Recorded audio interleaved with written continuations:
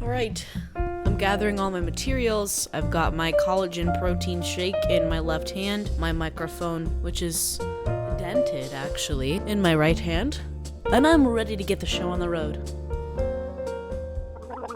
Welcome back to another episode of Gaining Clarity. Today I'm a little bit sniffly. I think I might be running a cold, seasons are changing, weather's unpredictable, the usual New Jersey weather. I have some clarity to bestow upon you all today. A common theme in my life recently has been cycles and patterns and figuring out my own cycles and patterns.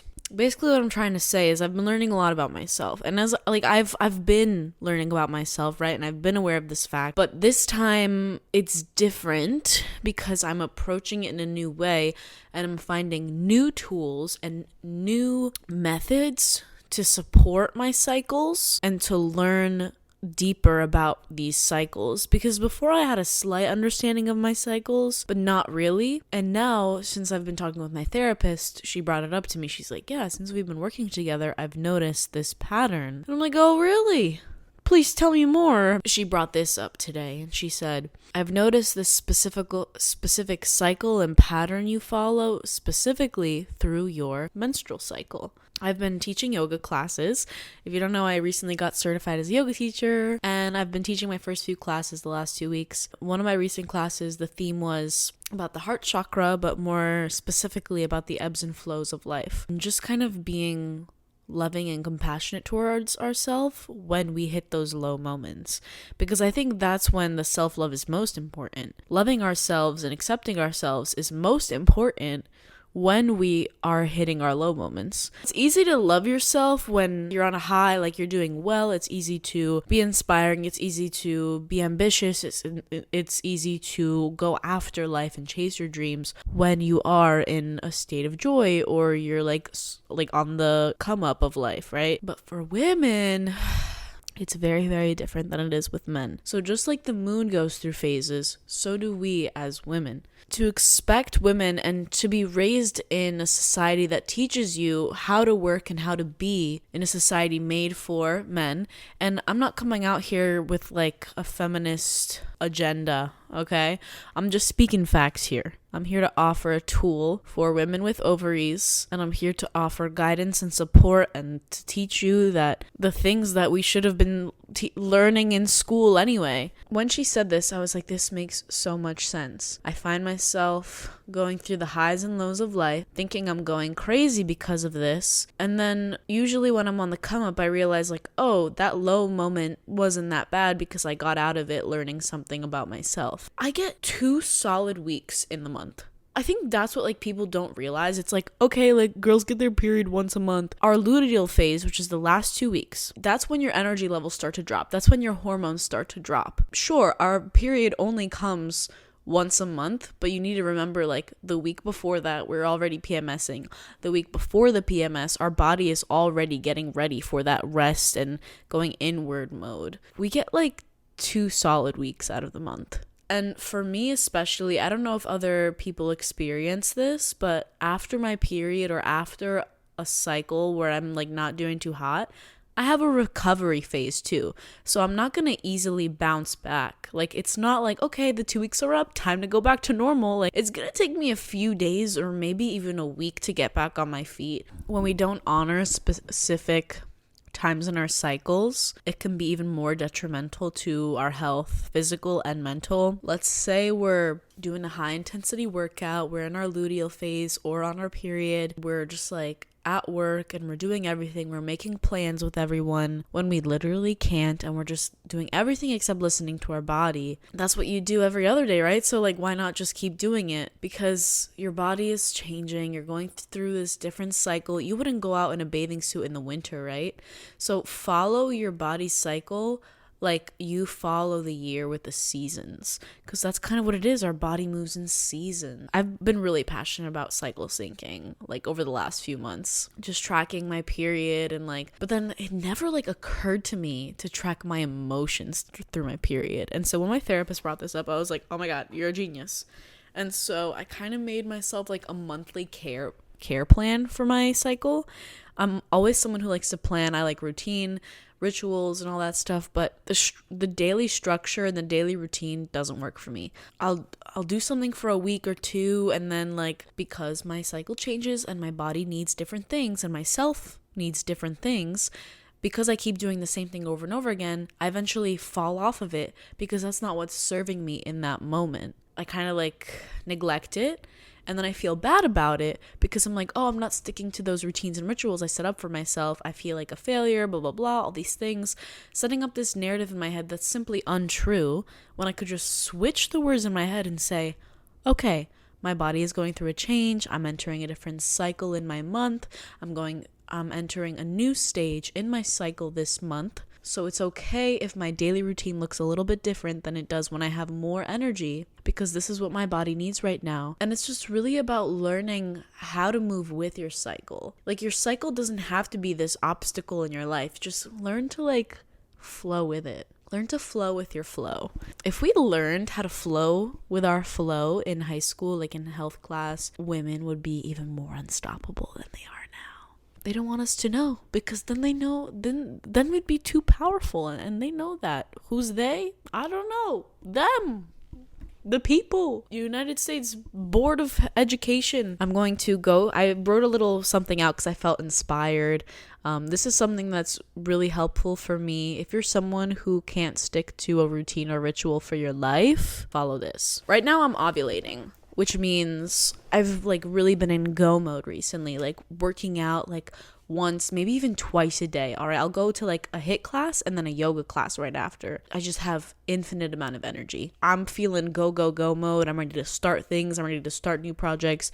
I have so many ideas, like I just want to do, right? So that's ovulation. But I'm going to start with menstruation, because technically your cycle day 1 starts the first day you bleed. I used to think that the first day of your cycle started after your period ended, but that's actually not the case. Your cycle starts the first day you bleed. So, menstruation. So, energy levels are low, right? All your hormones have dipped.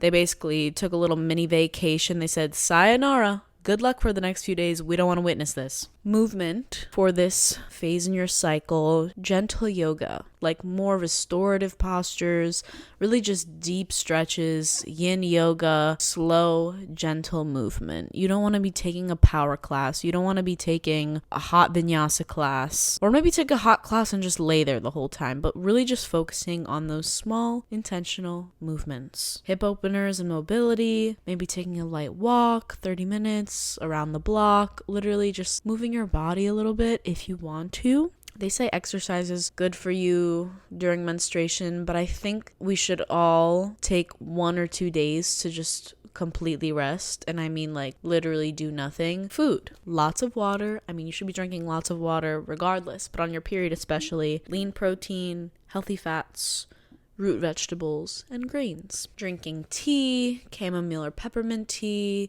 long warm baths, journaling and reflecting on your previous month, reading a book you've been meaning to get through, or watching a nice movie. Something that I didn't write down but I just thought of is like, go to the park and like lay in the grass like a princess and just like draw, create some art in your nearby park, sunbathe, like lay out in your backyard and just lay in the sun. Just being like an illustrious princess goddess, being a lazy sloth, like not even attaching this negative connotation to the word lazy, but just like embodying this restfulness, this ease, this slow time to go inward and just like be graceful with yourself in that. This is also a time where body image is probably not the best. Your confidence is also probably not the best. So another thing I wrote down was deactivating Instagram for a week. I found this to be super helpful in the past, but I would just do it randomly. And I noticed I was doing it when my confidence was a little bit lower. And so deactivating all social media for 1 week out of the month, specifically during menstruation, because it's not something that's nourishing. It's not something that will serve you. So basically making your period like the ultimate self-care. Lots of rest, nourishing activities. Don't go out. Don't make any plans. Be an introvert for a little bit. Don't start anything new, especially at work. If you're an entrepreneur, don't accept any new projects. Moving on to follicular. So this is right after your period ends, right? This is a time for renewal. During your period, you're shedding blood, you're shedding all the old, and you're coming in with the new. And the follicular phase is kind of when you're starting to bloom, blossom. You're coming back in, you're coming back into yourself, you're coming back to sanity. So this is when your your hormones just like, they're like, all right, we're back and we're ready to party, and they just go all the way up, and your energy is just like there. You have the energy. You might even feel stronger. Like, this part of your cycle is amazing to get in some high intensity workouts, lift some weights, maybe bump it up a weight, I don't know, do some power yoga, do some hot yoga. Just move your body, move that energy. You're gonna have a ton of energy. You're gonna want to start new projects. You might want to finish a project that you haven't. Come up with new ideas. Just follicular phase. When I think of the follicular phase, I think of like go mode. Follicular and ovulation is like go mode, getting shit done. So high energy, focusing on external self-care. So moving from menstruation, where it's that internal self-care, making sure you're okay, just like returning in. And then follicular phase, you're coming out of your shell, doing that external self-care, maybe getting your hair done, your nails done, whatever it may be, right? Just kind of reintroducing yourself, having this rebirth, really just a new you after shedding the old. And then ovulation, kind of like the same thing. A lot of people say, during ovulation, your sex drive goes up. So workouts, sex, strength and resistance training, power yoga. And I'm ovulating right now, so if there's anyone out there that's a cutie patootie that wants to hit me up, I'm just kidding. That was a joke, if my mother is watching this. Oh, I forgot to say food for follicular: fermented, high fiber, healthy fats, cruciferous veggies. Food for ovulation: omega-3s, so like fish, zinc, vitamin B6, B12, and folic acid. Fish, beef, dairy, eggs, leafy greens, dark leafy greens, beans, legumes. Ovulation, spontaneity, go with the flow. Like, you might be having all these ideas, you might want to do all these different things. Just go with the flow of you. Go with what your body's telling you. If you want to do this, do it, follow through. Just go with your impulses, basically, within reason. Take initiative on projects. Just basically do. Go, right? Extroversion, action taking. And then going back into the luteal phase, right? So starting off slow, period. Then you go follicular, you're starting to go up. Ovulation, you're starting to go up. And then ovulation, you hit your pinnacle. Then luteal phase comes.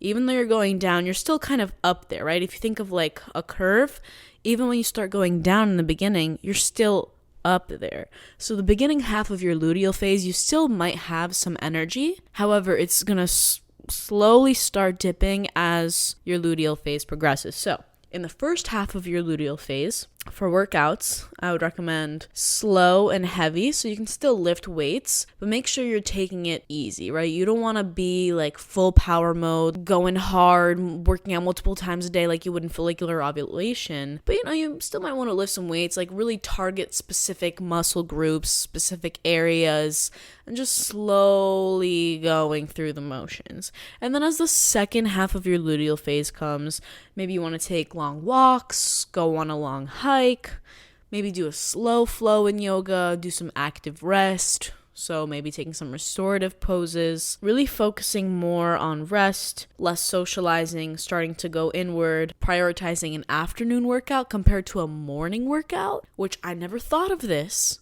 But you know how all the health and wellness girlies are like, wake up at 5 a.m., go do your workout, have your green juice, yada, yada, yada. Luteal phase and menstruation. Menstruation, you might not work out that much, but think about it. You're more tired. Prioritize getting more rest. 7 hours of sleep is not enough. Do not believe all this, you need at least 7 hours of sleep if you're an adult propaganda. Maybe for a man that might work. But honey, if you have ovaries, you're going to need more than 7 hours of sleep, all right? Especially in your luteal phase, especially while you're menstruating. I like to literally sleep at least 9 to 10 hours when I'm going through my luteal or menstruation. Sure, sometimes it doesn't happen, but if I get 8 hours of sleep or less, I feel it. And I like to get at least 10 hours of sleep, and it makes the biggest difference in the world. So really prioritizing that afternoon workout versus a morning workout. You want to get as much sleep as you can. You're probably going to feel more tired in the morning. You're not going to like be ready to take on the day.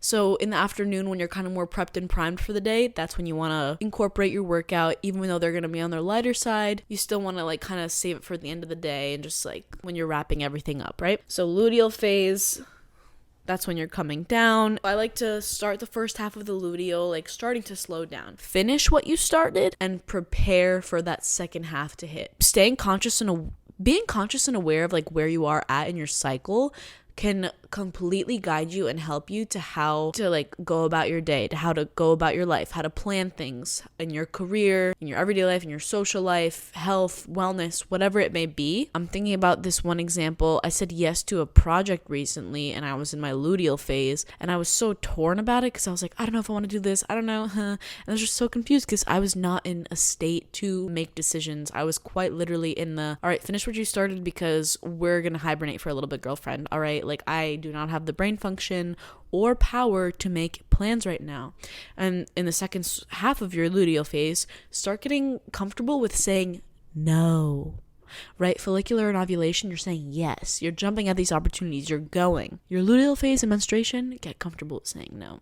Spend time with yourself. No new plans. All right, don't make any plans. Be an introverted little hermit, whatever that means for you. I'm still figuring out what it means for me. I think for me it means like just being a little quieter and like a little softer and like not being as high energy. Getting familiar with your cycle and like knowing what part of your cycle you're at, so helpful.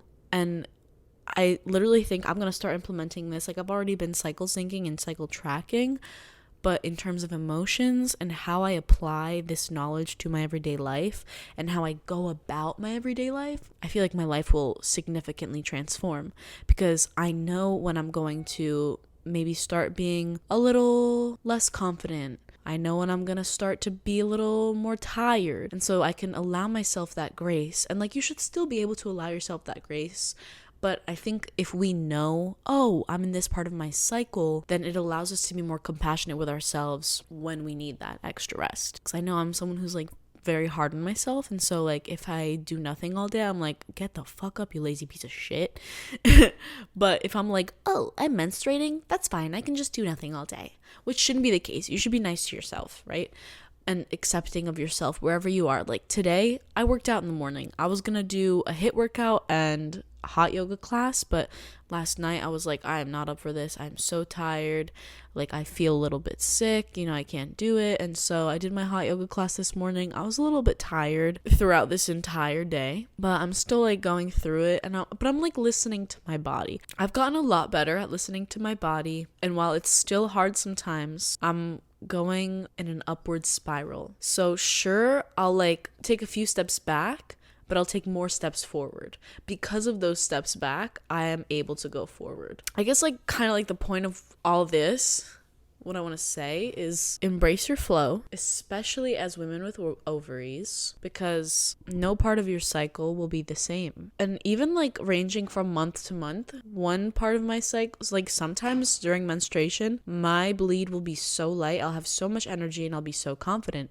The next month, my bleed will be significantly heavier, significantly longer, and I'll look at myself in the mirror and think I look like a flaming pile of garbage. So I think this process of like learning about yourself and the way your body works and the way your mind works is so beautiful at times. Sometimes I'm just like, what the hell is going on in there? Who's operating it in here? And it's me. But yeah, just allowing ourselves the grace. That's really all I want to say. I'm tired. I want to go take a nap. But I really wanted to share this because I'm going to start implementing this into my monthly routine and see what kind of a difference it makes in my life. Life hacking. I hope you enjoyed this episode of Gaining Clarity. This was directed more for the girlies, but if any male stuck around to listen, I appreciate you. Like for real, because not many men educate themselves on a woman's cycle, and I think it's important too, especially if you're going to spend the rest of your life with a female partner.